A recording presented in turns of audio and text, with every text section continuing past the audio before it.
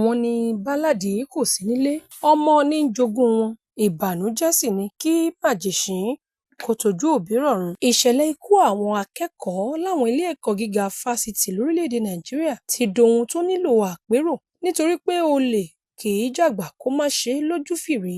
Láwọn ọmọ tóbí ti jìṣẹ́ jìyà ṣe làálàá lé lórí pé bí iṣó bàbá àti ìyá kò bá rùn, ó di dandan kí tọmọ kó ta sánsán. Ó ṣe wá jẹ́ pé àwọn ọmọ yìí gan ni wọ́n kàgbákò ikú àìtọ́jọ́. Ikú ọmọbìnrin kan tó jẹ́ ọmọ ilé ẹ̀kọ́ fásitì Àkùngbá tó gbèkuru jẹ lọ́wọ́ ẹbọra lẹ́yìn tí wọ́n parí ìṣóòru yìí jẹ́ èyí tó ṣeni ní kàyéfì. Kí ni ká ti gbọ́ pé èèyàn kú lẹ́yìn tó ti ìṣóòru dé lọ́mọ tí ara rẹ̀ le koko kó tó lọ sílé ìjọsìn. Kàyéfì ńlá gbà ni ọ̀rọ̀ yìí jẹ́, bó tilẹ̀ jẹ́ wípé iṣẹ́ ìwádìí ti bẹ̀rẹ̀ lórí ìṣẹ̀lẹ̀ náà. Àyàndáre Modúpẹ́ tó jẹ́ ọmọ akẹ́kọ̀ọ́ onípele karùn-ún ní ẹ̀ka ìmọ̀ agronomy nílé ẹ̀kọ́ fásitì Adékúnlé Ajásin tó wà nílùú Àkùngbá Àkókó nípínlẹ̀ Oǹdó ṣàdédé ní àwọn akẹgbẹ́ rẹ̀ tí wọ́n jẹ́ akẹ́kọ̀ọ́ rí òkú ẹ̀ lẹ́bàá ilé ìjọsìn tó ń lọ. Ilé ìjọsìn náà kò fi bẹ́ẹ̀ jìnnà sí ọgbà ilé ẹ̀kọ́ náà nílùú Àkùngbá Àkókó. Ìròyìn fìdí ẹ̀ múlẹ̀ pé ikú ọmọbìnrin náà wáyé lẹ́yìn tí wọ́n parí ìṣóòru tán nílé ìjọsìn náà tó jẹ́ ti aláṣọ funfun.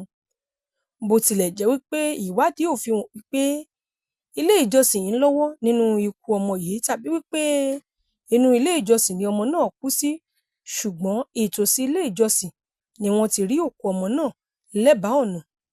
Ohun tó pa á àti bó ṣe dé ibi tí wọ́n ti rí i ní kò hàn kedere sí ẹnikẹ́ni. Ṣùgbọ́n ìṣóòru ni wọ́n sọ wípé Modúpẹ́ dágbére tí àwọn tí wọ́n jọ wà nílé ìjọsìn níbi tí ìṣóòru náà ti wáyé sì jẹ́rìí pé lóòótọ́ ni wọ́n rí i níbi tí wọ́n ti ń ṣe ìsìn.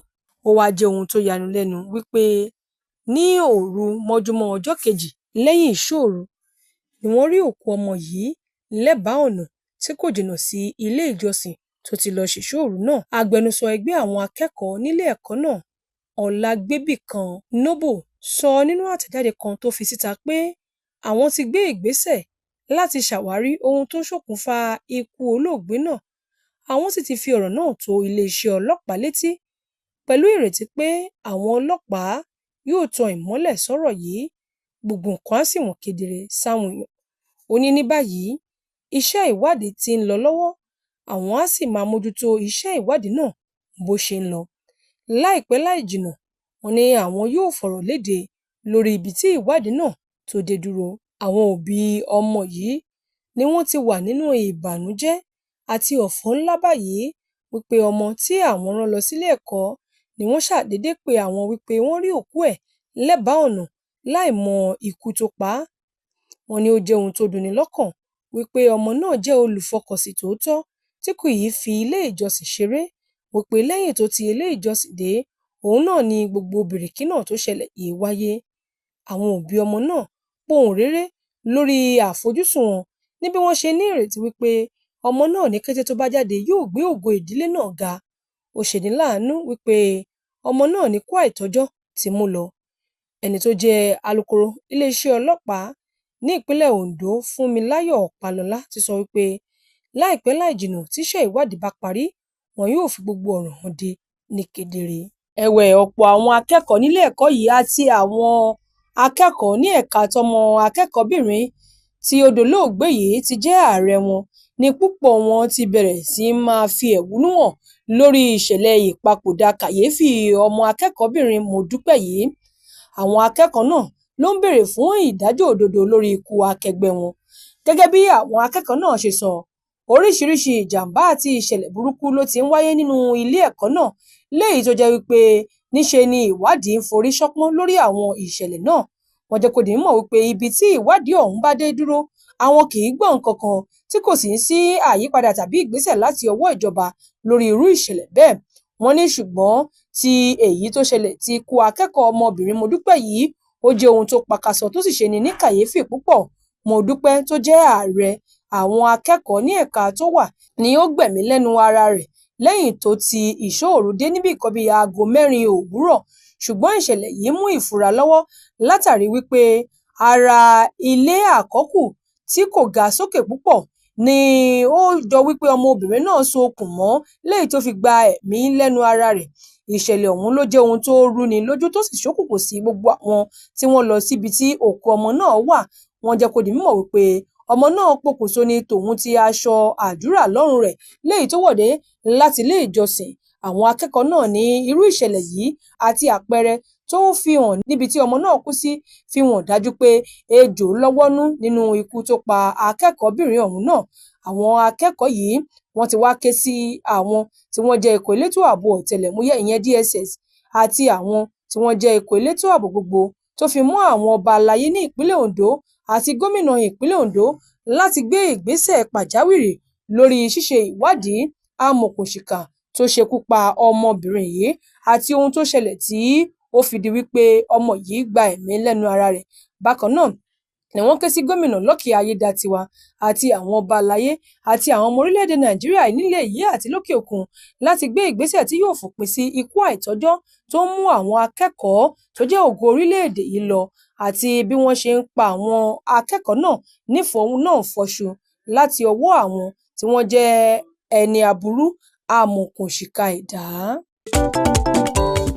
NDT Clearing Freight and Logistics iṣẹ́ wọn dára wọ́n ta sánsan wọn kárí ayé.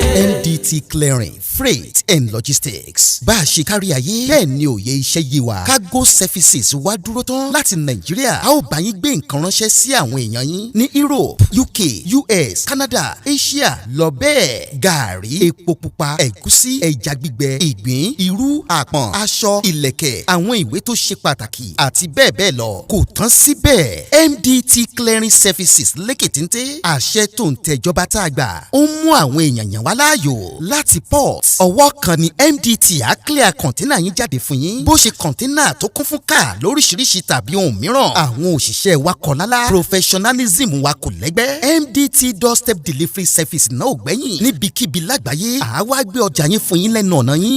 MDT tún bá ní rajà. Product sourcing ìyẹn ni pé à á ràn yín lọ́wọ́ láti ra ohun tí ẹ fẹ́. À á sì fi ránṣẹ́ sí yín ní kánmọ́ kóbó. Ní MDT Clearing Freight and Logistics. Akájú ẹ̀ àtò àlétò iṣẹ́ wa yàn ó yanjú lówó péréte. Ẹ máa bọ̀ lólulẹ̀ iṣẹ́ MDT ní nọ́mbà 22 Latif Salami Street Ajao Estate Ikeja Lagos. A sì tún ní ẹ̀ka káàkiri orílẹ̀-èdè Nàìjíríà. Ẹ bá wa sọ̀rọ̀ 0818-231-1480 àti 0912-907-4004. Bákan náà ilé iṣẹ́ MDT lókè òkun wà ní Toronto, Canada. Please call +1647-289-5364. Website www.mdtfreights.com. MDT Clearing Freight and Logistics. Assure delivery. Yorùbá Gidi TV. Yorùbá Gidi TV òun ni kẹ́ ẹ máa wò nígbà gbogbo. Ẹ fojú yín ló ń jẹ níbi tẹ́ ẹ ti lè kọ́gbọ́n, níbi tẹ́ ẹ ti lè rí àwọn àṣà Yorùbá tó yanjú. Yorùbá Gidi TV òun ló mú ètò rere wálé ayé. Níbi tẹ́ ẹ gbé fẹ́ kọ́gbọ́n, níbi tẹ́ ẹ gbé fẹ́ kọrin. Yorùbá Gidi TV òun ló ń pè yín kẹ́ ẹ máa wò nígbà gbogbo. Yorùbá Gidi TV. Ibi tá a ti ń fún yín láwọn nǹkan tẹ́ ẹ fẹ́, àwọn nǹkan tó ṣàǹfààní tó yẹ kẹ́ ẹ máa wò nígbà gbogbo nígbàkigbà. Ìbẹ̀lẹ̀ wà yìí máa subscribe sí